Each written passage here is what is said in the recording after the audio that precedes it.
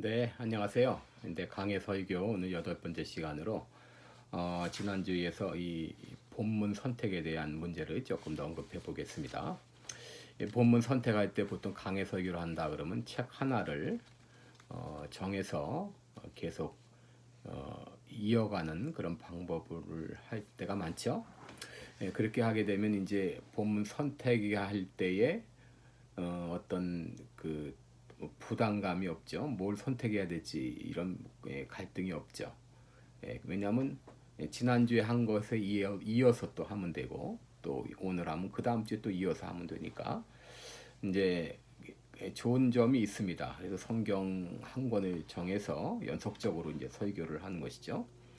이제 이 설교의 유익은 자신이 생각하고 있는 것보다 더 많은 문제에 대해서 말할 수 있고 또 교회가 생각하고 있는 민감한 문제도 자연스럽게 얘기할 수 있죠. 왜냐하면 순서대로 쭉 가다가 얘기하는 거니까 이제 그 본문을 딱 집어서 하는 게 아니고 또 본문 선택 때문에 고민할 필요가 없죠. 그리고 저자의 배경이나 뭐 상황 이런 것을 반복해서 연구할 필요가 없죠.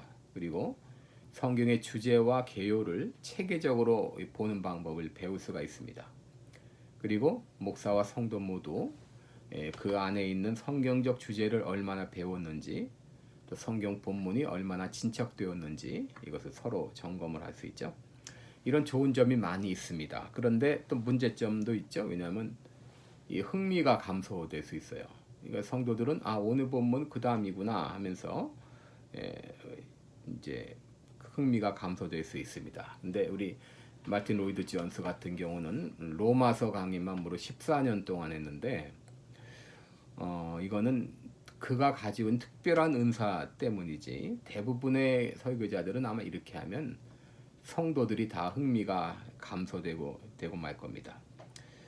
또 이제 계속 이렇게 하다 보면 또 지난번 말씀드린 것처럼 또 지난주 얘기했던 것처럼 이렇게 자주 얘기하게 되면 이제 설교를 기억하지 못하는 사람들은 나는 설교자 이해를 못했네 이렇게 생각할 수 있으면서 흥미를 잃어버릴 수 있습니다.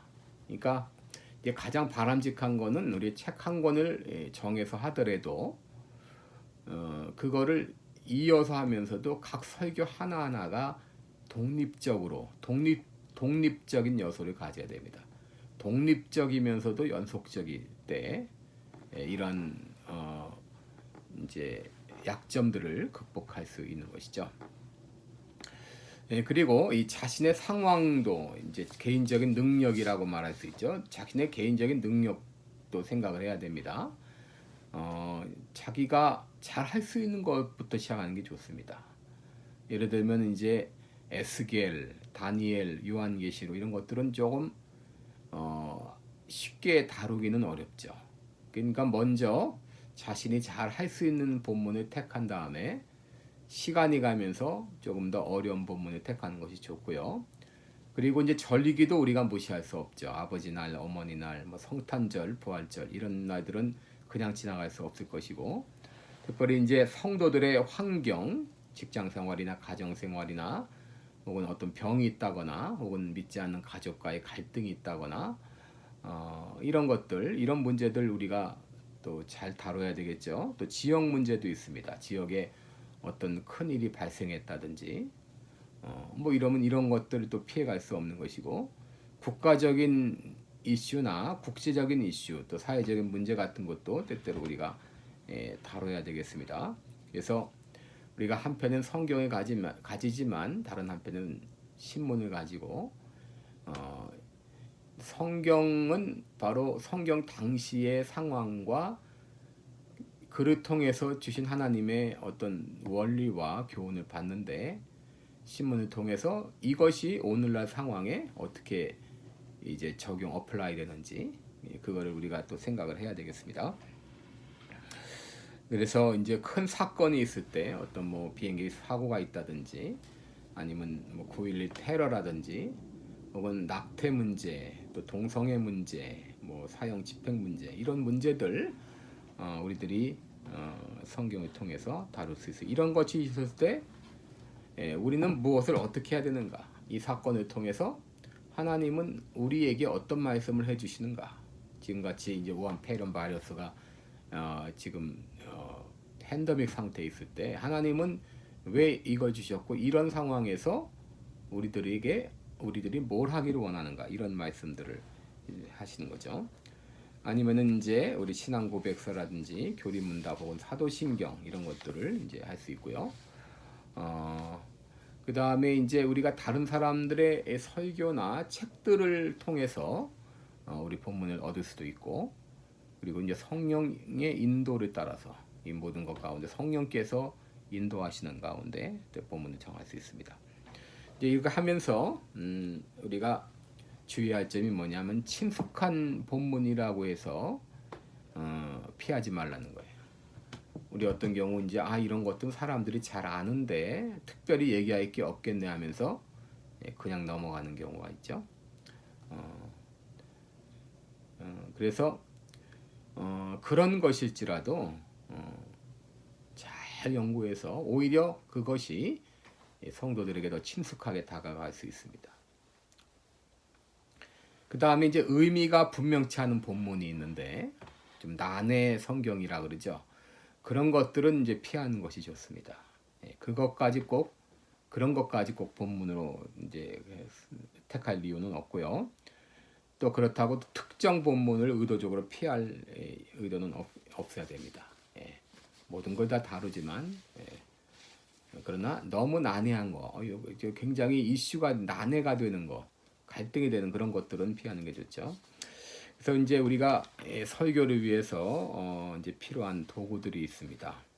주석 성경이 있고요, 원어 사전, 그 다음에 성구 사전, 주제 성경 이런 거 다 지금 뭐 컴퓨터 안에 대부분 다 있고요. 요즘은 그 다음에 이제 성경 번역본도 있죠. 그것도 마찬가지인데요. 다국어 성경 안에 킹 제임스 버전과 NIV와 NASB 세 가지가 있죠. 이런 것들 뭐 우리들이 필요합니다. 그래서 우리 조셉 러거스 윌슨이라는 사람이 설교는 하나님의 진리를 말하는 것이지만 설교자는 말씀을 먹어 이를 자기 것으로 소화시킨 사람이다. 그 설교자는 이 말씀을 자기 것으로 소화시켜야 됩니다. 그래서 그 말씀이 자기 심정 가운데서 뛰어야 됩니다. 이런 내적인 경험이 온기와 함께 전해질 때 이게 파워풀한 거죠. 그래서 자기 심장 안에서 이 말씀이 뛰어야 됩니다. 이 불을 전해야 이것이 사람들의 마음속도 변화시킬 수가 있는 것이죠. 이런 것들 여러분께서 아시면 되겠고요.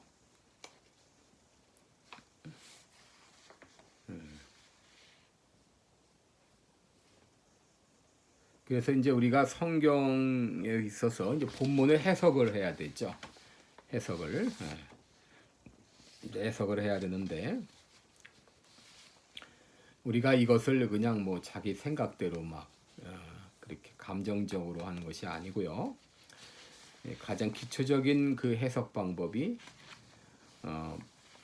문법적, 역사적, 신학적 이 세 가지죠. 문법적 해석, 역사적 해석, 신학적 해석 이 세 가지가 다 종합이 돼야 되는데 이제 이것을 위해서 이제 성경 당시 저자 당시의 배경을 알아야 되고 또 본문의 원뜻을 찾기 위해서 문법과 역사를 이용해야 됩니다. 문법적, 역사적 방법을 통해서 또 신학적 성경을 통해서 이 성경을 해석을 합니다. 그래서 종교개혁자들은 신앙의 유비라는 말을 했습니다. Analogy of Faith, 신앙의 유비. 그래서 이거 성경의 유비라고도 말하는데 설교자는 성경을 해석할 때 성경으로 해석해야 된다. 그러니까 성경 스스로 증거하고 있는 것만이 설교의 중심이 될 수 있다. 그래서 강해 설교라는 건 본문에 나타나고 있는 진리가 뭔지를 설명하고 그 진리가 우리가 처해 있는 상황과 어떤 관계가 있는가, 예, 적용이 되겠죠. 이 진리를 적용을 하는 겁니다. 예, 그 다음에 우리가 문화적 상황도 우리 고려를 해야 됩니다. 문화적 사경. 이제 문화적 상황에 귀를 기울이면, 예를 들면 깨끗함을 받은 문둥병자들이 집으로 가기 전에 성전을에 갔지 않습니까? 왜냐하면 이제 자기가 나았을 때 제사장에게 그 몸을 보여야 되기 때문에. 그러면 그것을 생각하면 그 10문둥이 중에 9사람은 그냥 갔는데, 그러면 그것을 고마움을 표시하지 않은 것이라고 말할 수 있는가? 이제 이것도 우리가 좀 우리 깊이 생각해 볼 필요가 있습니다. 네. 그다음에 이제 문맥을 우리가 컨텍스트를 생각을 해야죠. 그러니까 단순히 그 본문만이 아니라 본문하고 연관된 그 전 구절과 후의 구절, 전후 문맥을 우리가 같이 살펴봐야 됩니다.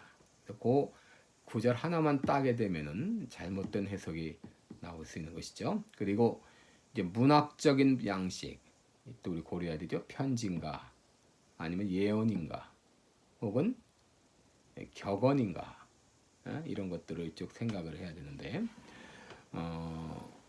예를 들면 예수님께서 누가복음 16장에서 부자와 나사로의 얘기를 통해서 그 하나님 아브라함의 품과 음부 사이에 엄청난 시면이 있어서 오고 갈 수 없다, 이렇게 얘기를 했는데, 이거는 비유입니다.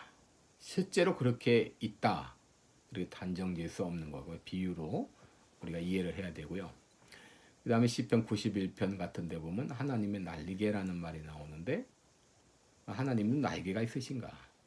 그런 것들은 비유입니다. 시적인 표현이라고, 시라고 하는 걸 이해를 해야 되겠습니다. 그리고 이제 구속적인 상황의 결정인데요. 성경 전체 가운데 본문이 어떤 기능을 하고 있는지 이걸 살펴야 됩니다. 그러니까 그 본문이 성경 전체 가운데 어떤 기능을 하고 있는지. 그래서 이 본문은 구원의 의미에 대해서 또 구원의 필요성에 대해서 무엇을 이야기하고 있는지를 물어야 됩니다. 그래서 이 구속적인 상황을 고려한다고 하는 것은 성경 본문을 성경 전체에 흐르고 있는 구속적인 메시지의 관점에서 숙고하라. 그래서 우리가 사도 바울이 부부관계, 자녀 양육, 교회, 직분자의 자격, 이런 여러 가지를 얘기를 했는데, 이런 것들도 우리 구속적인 관점에서 한번 생각해 보는 게 필요합니다. 그래서 우리가 선택한 본문이 성경 전체의 궁극적인 메시지 안에서 어떤 기능을 하고 있는지, 전체 메시지는 바로 구속의 메시지인데요. 이 본문은 구속의 메시지 전체 그 흐름 가운데 어떤 기능을 하고 있는지, 이런 것들을 살펴야 됩니다. 이것이 바로 강해 설교의 목적입니다. 그러면 이제 오늘까지 이 본문 선택에 대해서 말씀드렸습니다. 감사합니다.